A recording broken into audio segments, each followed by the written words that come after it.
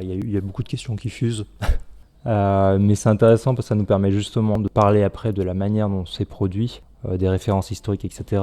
Et c'est là où on crée des passerelles. C'est-à-dire que tu as des gamins qui vont faire jouer, et par contre, tu as des personnes qui ont vécu cette histoire, mais des vieilles machines. Et on trouve des parallèles même entre Russes et Français au final.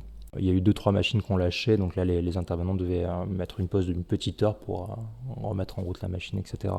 C'est le parti pris d'Eniarov, hein. Et d'ailleurs c'est dans les règles, si quelque chose casse, c'est que c'est bon signe, c'est parce qu'il a du succès. Pourquoi le Eniarov Moscou est né, c'est que j'ai montré Waterlight Graffiti au Polytech Festival l'année dernière.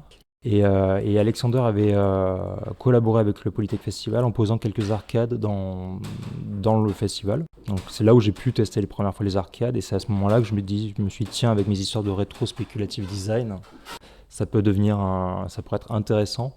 C'est là où j'ai proposé ça. Et le sujet était, si on le dit vite fait grossièrement, de faire des fausses bornes d'arcade soviétiques. On a fait un appel à projet, il y a eu une cinquantaine de personnes qui ont postulé. Après on a fait une sélection nous. Ça va du prof d'école d'art au designer, il y avait de tout. Très très éclectique. Donc ça c'est la journée de présentation. On commence à constituer les équipes et là ils tirent leurs cartes. Carte rose, référence technique, capteurs, matériaux, etc. Orange était une référence de jeu du musée des arcades soviétiques. Après des références culturelles. Donc c'est là où ils pouvaient très bien tirer la carte Alita par exemple, film muet russe. Les gens avaient visité le musée le jour avant, et le lendemain ils se retrouvaient à tirer une carte d'un jeu du musée. Là on montre un peu une sorte de panel de techno qu'on a ramené, tout un tas de trucs qu'on a étalé sur la table. Donc il y avait des joysticks, boutons d'arcade, Arduino, Raspberry, matrice de LED, capteurs en tout genre. Et on leur a fait une démonstration pendant leur brainstorming pour qu'ils puissent avoir un peu plus d'idées éventuellement. Et après il y a une sorte de phase dessiner c'est gagné, où chacun sur un paperboard va devoir envoyer 2 idées. Donc voilà, dans les équipes, il y a en général celui qui va expliquer à tout le monde, c'est un peu celui qui a pris le rôle de manager. Deuxième soir, et le lendemain, l'idée était qu'ils brainstorment une dernière fois et ils choisissent leur idée finale. La phase fake it permet de se dire ok, on va avoir besoin de quoi en matériel, ça prend quoi en termes de volume, est-ce que c'est vraiment concret, réalisable, ce que vous avez imaginé, ou est-ce qu'il faut changer le volume, les tailles, les dimensions, etc. Ça permet de faire assez rapidement ça le fake it, et aussi quelque part de savoir si le projet va marcher d'avance.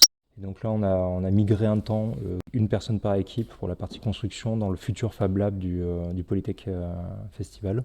En fait, Eniarov Moscou était une sorte de préfiguration d'un projet qu'ils ont de résidence d'artistes en fait. À J-3-4 jours en général, on commence à faire une espèce de to-do list de tout ce qui reste à faire pour se donner satisfaction. Et dès qu'un truc est fait, on le barre. La photo de groupe, on l'a faite à 10h du soir et le lendemain à 13h on ouvrait. On commence à tester, voir si tout marche encore. Pour le coup, il y en a qui étaient prêts, donc ils ont commencé déjà à se mettre en mode on expose sur place, puisqu'il y avait déjà, comme c'est un lieu très visité, il y a déjà du monde qui passait. Donc Tesla était le projet, et Yagushka à la rue, c'était aussi les 2 projets qui tournaient assez rapidement.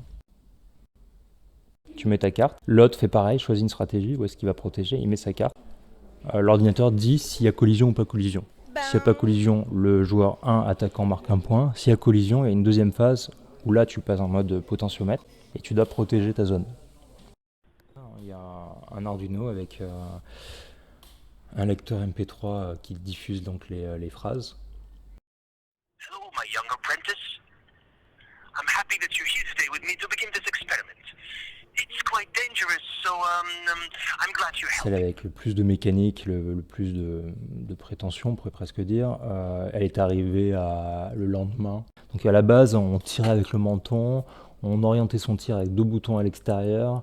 C'était bien mieux d'avoir cette espèce de truc bordélique de balles qui partent dans tous les sens. Parce que les gens, pour le coup, voyant des balles tomber, se demandent qu'est-ce que c'est ce truc et veulent rentrer dedans en fait.